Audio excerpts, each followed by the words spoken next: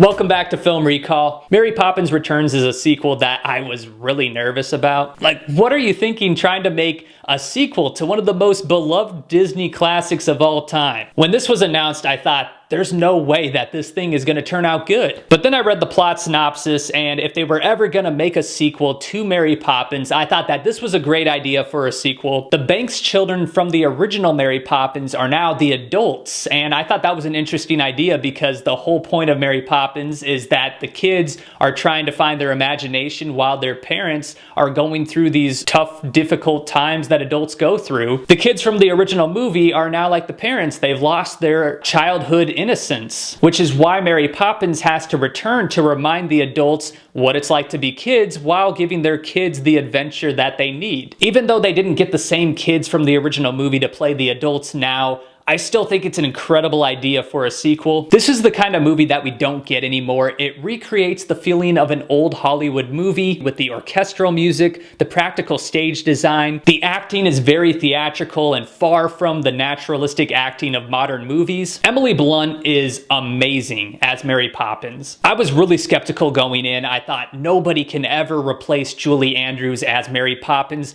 and I still don't want to say that anybody could replace her because it's two totally different styles of acting. Mary Poppins Returns is separated by 54 years from the original Mary Poppins, and acting has changed a lot since then. Even though they're trying to recreate that style of acting, it's still two different takes on the same character. Emily Blunt nails a lot of the mannerisms of Julie Andrews, but she does bring her own side to the character. I don't even know if it's actually fair to compare them, even though they are playing the same role. The most important thing is that she captures the spirit of Mary Poppins, and I thought she did that with flying colors. She does a great impression while also putting her own little spin on the character. And the rest of the cast works in perfect harmony with each other. This is a true ensemble movie where everyone shines and helps each other to shine. They even got Dick Van Dyke to come back. I never expected that he would come back into this movie. I think he's in his 90s, and for him to even want to come back tells you that this movie has a great script. The music is classic Disney from the golden years. It's exactly what Mary Poppins needs to be. I was afraid they would try to make this a more modern story, but it is a retelling of the original story, and they went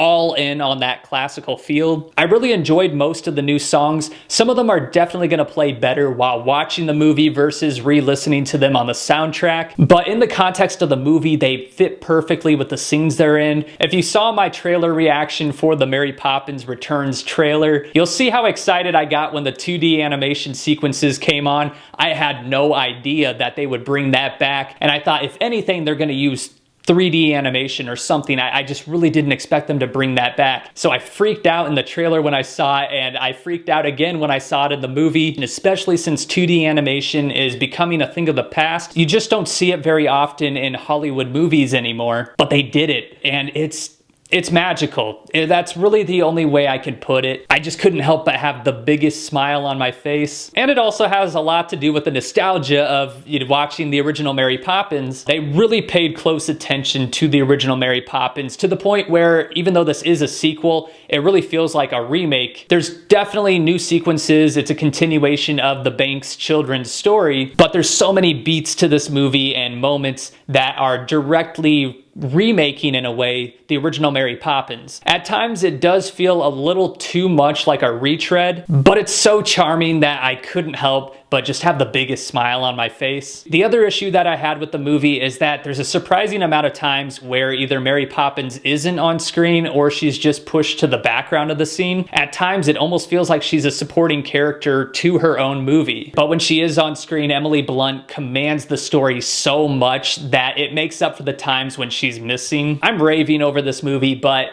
if you don't like musicals and you don't like Disney movies and how sentimental they can get, a lot of moments are probably going to have you rolling your eyes. But for me, the movie hits the perfect notes. I think Disney knows how to get sentimental without it feeling hollow. The emotion feels genuine. Mary Poppins is in my top 10 favorite movies of all time. So I don't even want to compare the two, because the original movie, it's on a pedestal. You can't touch it. And the fact that a sequel this many years later 54 years later could even come close to what the original movie is. That's an amazing accomplishment. All I can say is Mary Poppins Returns is a phenomenal sequel. I could watch the original and then the sequel right after, and they would complement each other and continue the story in a great way. It's not a perfect movie, but it's, to me, a perfect experience. I'm gonna give Mary Poppins Returns a 9 out of 10. Thanks for watching, and if you're new to the channel, you can subscribe for more movie reviews every week.